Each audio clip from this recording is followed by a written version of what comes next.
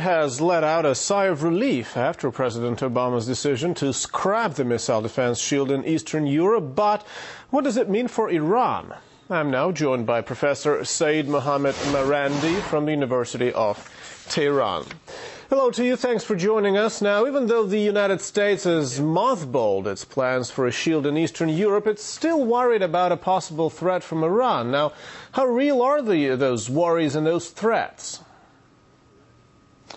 Well, I think Iranians really don't believe that the United States does actually feel threatened. From the very start, when the U.S. wanted to set up the defense shield in Eastern Europe, Iranians believed that it was basically against Russia and not Iran. Iran has never been a threat to the EU, and Iranians really think the claim is laughable. The fact that the Americans are now throwing this into the bin is basically in the eyes of Iranians because of the extremely difficult financial situation the U.S. government is facing, and because of the costs that they have due to the wars and the economic difficulties. They have to cut back on many military projects, and this is probably one of them. Otherwise, any new defense shield that would be directed against Iran really is unnecessary. Now, in President Ahmadinejad's interview for the U.S. TV 2 days ago, he said Iran had no need for nuclear weapons. Now, how does that square with Iran producing enriched uranium? Any connection with that? Well, the Iranian enrichment program has been planned for decades now.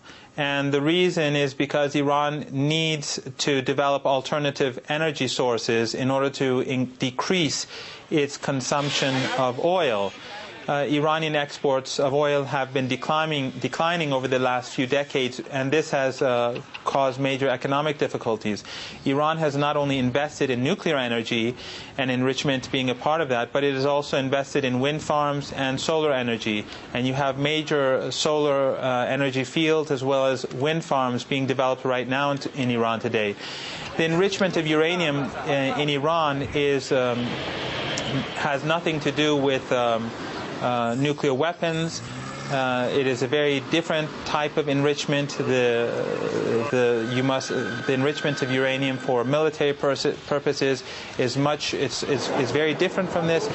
Iran's fuel cycle is under the supervision of the International Atomic Energy Agency, and they have stated on numerous occasions that there is no evidence whatsoever that Iran's nuclear program has any military aspect to it.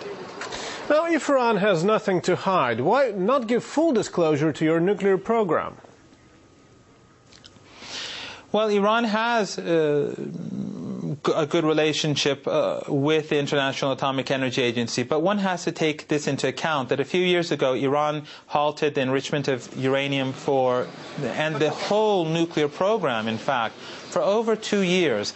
And it also allowed the implementation of the additional protocol, which allows intrusive inspections. For over 2 years, the Iranians cooperated, and then the Iranians began to see that many of the sites that the agency, the IAEA, went to investigate had nothing to do with the nuclear program.